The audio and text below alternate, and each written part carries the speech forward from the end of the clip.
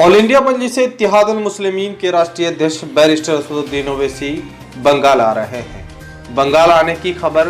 जनवरी 2021 को है और वहां के जिम्मेदार अभी ये तय कर रहे हैं कि बंगाल में पहली सभा कहां होगा। लेकिन आपको बता दें, इस वक्त बिहार से बड़ी खबर है, क्योंकि मजलिस इत्तेहादुल मुस्लिमीन बिहार में फिर मजबूत होने जा रही है। मजलिस के लिए एक सुनहरा मौका है, क्योंकि बिहार में पंचायत चुनाव है और पंचायत चुनाव ही किसी पार्टी को मजबूत करने का एक बड़ा जरिया है। और मजलिस इत्तेहादुल मुस्लिमीन के राष्ट्रीय अध्यक्ष बैरिस्टर असदुद्दीन ओवैसी साहब का भी कहना है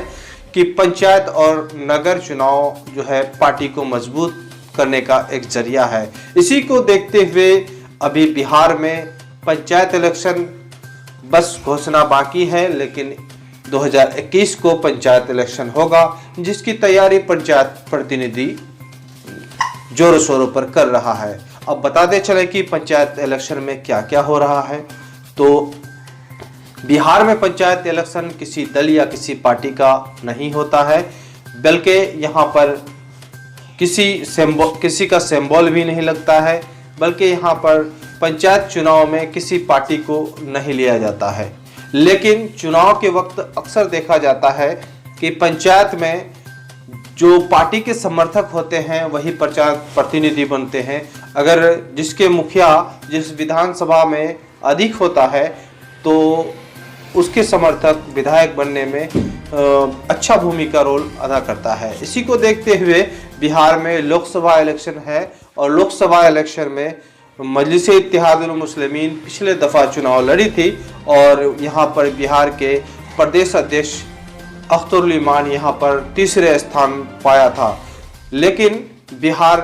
के किशनगंज लोकसभा से उन्होंने 3 लाख वोट मजलिस को मिला था। पार्टी इसी वजह से बिहार में मजलिस इत्तेहादुल मुस्लिमीन का इस बार विधानसभा में अच्छा रिजल्ट आपको देखने को मिला। लेकिन इस बार बिहार में 2 लोकसभा चुनाव ऐसा है जहां पर मजलिस इत्तेहादुल मुस्लिमीन का नज़र है। एक तो किशनगंज लोकसभा और दूसरा अररिया लोकसभा। अररिया लोकसभा में जो कि विधानसभा से शहनवाज आलम जीते हैं, MIM के विधायक अभी हैं, और वहां से अगर वो मजबूती के साथ तैयारी करे और ख़ास तौर पर जो पंचायत इलेक्शन है, इस पंचायत इलेक्शन में अपनी पार्टी को लेकर के मजबूत बनाए, तो ऐसा लगता है कि किशनगंज और अररिया से यानी बिहार से 2 ऐसे लोकसभा सीट है जो जीत सकता है मजलिस इत्तेहादुल मुस्लिमीन। बहरहाल इस वक्त हम पंचायत चुनाव की बात करते हैं और बिहार में पंचायत चुनाव में पंचायत के मुखिया का चुनाव होता है। इसी इलेक्शन में पंचायत समिति सदस्य को भी चुना जाता है और इसी इलेक्शन में वार्ड सदस्य, सरपंच सदस्य, ये जिला परिषद सदस्य, ये सारे यानी बहुत ही चुनाव का माहौल गर्म होता है। जिस तरह से लोकसभा विधानसभा से भी ज़्यादा ये चुनावी माहौल गर्म होता है। खास तौर पर यह भी देखा जाता है इस चुनाव में कि मतदान का जो प्रतिशत है वो बढ़ जाता है, क्योंकि एक वार्ड में लगभग 300 वोटर्स होते हैं और वहाँ पर एक प्रतिनिधि को चुना जाता है वार्ड सदस्य, और उसी पर वही वोटर फिर एक और जिम्मेदारी बढ़ती है सरपंच सदस्य, उसके बाद जिला परिषद सदस्य, यानी एक आदमी को 5-6 जगह वोट डालने का मौका मिलता है। और सारे उम्मीदवार इस चुनाव और सारे लोग इस चुनाव में काफ़ी दिलचस्पी से लेते हैं। मजलिस इत्तेहादुल मुस्लिमीन का इस बार बड़ी अच्छा मौका है और साथ ही साथ हम कहेंगे कि लोकसभा चुनाव को अगर लेकर के टारगेट करें तो यकीनन है कि इस बार लोकसभा चुनाव में बिहार से भी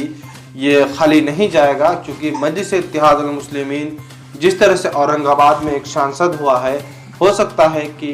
बिहार में 2 सांसद हो सके। लेकिन पंचायत इलेक्शन बहुत अहम इलेक्शन है और पंचायत इलेक्शन में पार्टी के कार्यकर्ता हैं, जो जिम्मेदार कार्यकर्ता हैं, वो अगर भाग लेते हैं इस चुनाव में तो यकीनन अगर वो कामयाब होते हैं, इनके पक्ष में ज़्यादा मुखिया समिति पंचायत सदस्य ये लोग होते हैं, तो यकीनन है कि ये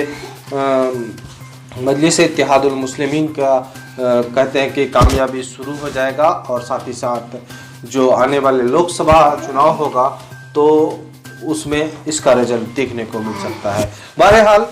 अब चुनाव का माहौल गर्म है और लगातार हम उत्तर प्रदेश और बंगाल के चुनाव पर बात करते हैं तो खबरें आ रही है कि बंगाल चुनाव में मजलिस इत्तेहादुल मुस्लिमीन के राष्ट्रीय अध्यक्ष बैरिस्टर असदुद्दीन ओवैसी साहब जनवरी 2021 को आ रहे हैं और जिनका अभी तारीख का जो है ऐलान नहीं हुआ है और वहां के जिम्मेदारों के साथ बैठक जारी है और ये तय कर रहे हैं कि कहां पर इनका पहला सभा होना है। फिलहाल जो है बंगाल चुनाव माहौल बहुत गर्म है क्योंकि वहाँ पर मजलिस के एंट्री से ही वहाँ पर खलबली मची हुई है और देश दुनिया की निगाहें तो वहाँ पर टिकी हुई है। हालांकि बिहार चुनाव के बाद अब बंगाल चुनाव है और बंगाल चुनाव में अगर मजलिस इत्तेहादुल मुस्लिमीन को वहाँ पर मजबूती के साथ लड़ना होगा और मजलिस के लिए बहुत बड़ी चुनौती है बंगाल चुनाव। इस वजह से ऑल इंडिया मजलिस इत्तेहादुल मुस्लिमीन के लिए बंगाल चुनाव बहुत अहम चुनाव है और साथ ही साथ जो वहाँ पर बहुत बड़ी ऑल इंडिया मजलिस इत्तेहादुल मुस्लिमीन के लिए बंगाल चुनाव जो बहुत चुनौती है और कहे तो एक तो बंगाली ज़ुबान वहाँ पर आम है, ज़्यादातर जो महिलाएं हैं और जो पढ़े लिखे लोग नहीं है वहाँ पर लोग ज़्यादातर उर्दू, अंग्रेजी या हिंदी नहीं समझ पाते हैं, जिसके लिए एक बड़ी चुनौती ये भी है कि वहाँ पर जो है वहीं के कार्यकर्ताओं को लेकर के काम करने की ज़रूरत होगी और मजलिस के जो भी स्टार प्रचारक जाएंगे ख़ास तौर पर तो उन्हें भी वहाँ पर जाने के बाद लोगों को समझाने में थोड़ा दिक्कतें होंगी, लेकिन मजलिस के लिए ये चुनौती बहुत बड़ी चुनौती है। जिस तरह से बिहार में है तो यहाँ पर हिंदी भाषा अच्छे तरह से लोग समझ जाते हैं, यहाँ के महिलाएं समझ जाती हैं और जिस वजह से महिलाएं यहाँ असदुद्दीन ओवैसी साहब का भाषा समझा और वहाँ उनको देखा, उनको करीब से देखा। आज वहाँ रिजल्ट मिला और ख़ासतौर पर बिहार की महिलाएं जमकर वोट की और जिस वजह से यहाँ पर दो चीज़ हिट रहा। सबसे पहली बात कि इस बार जो है ख़ासतौर पर चुनाव में ऑल इंडिया मजलिस इत्तेहादुल मुस्लिमीन के जो स्टार प्रचारक और मजलिस इत्तेहादुल मुस्लिमीन के औरंगाबाद सांसद इम्तियाज़ जलील साहब का एक नारा था कि धपाधप, तो यकीनन यहाँ पर धपाधप कामयाब हुआ। उसके बाद वही बात चली नगर चुनाव में, जहां हैदराबाद में तो वहां पर भी धपाधप वोट गिरे मजलिस को। अब बंगाल चुनाव में धपाधप वोट गिरना है और जिसके लिए स्टार प्रचारक की भूमिका में मजलिस इत्तेहादुल मुस्लिमीन के सारे लोग उतरेंगे, लेकिन वहां पर जरूर कठिनाई होगी, लेकिन वहां की महिलाओं को समझाने की ज़रूरत है क्योंकि महिला वोटर जो है बैरिस्टर असदुद्दीन ओवैसी साहब का दीवाने हैं और ख़ुद असदुद्दीन ओवैसी साहब ने नगर चुनाव हैदराबाद में एक सभा को संबोधित करते हुए ये भी कहा था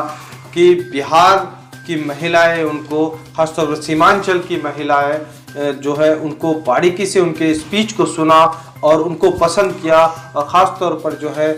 बैरिस्टर असदुद्दीन ओवैसी साहब के बिल फाड़ने का जो मामला है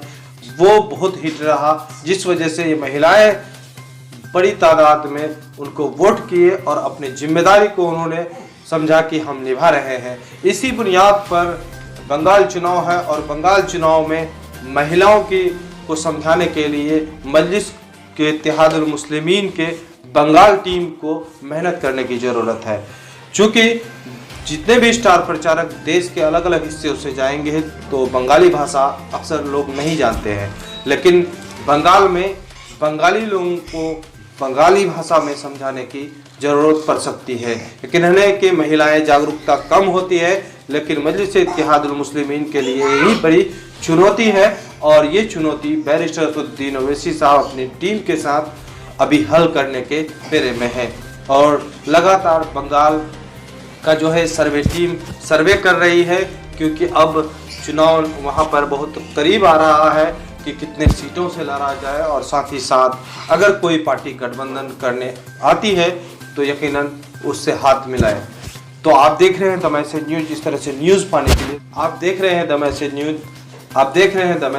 इस तरह से न्यूज़ पाने के लिए सबसे पहले मेरे चैनल को सब्सक्राइब करें, अच्छा लगे तो लाइक करें।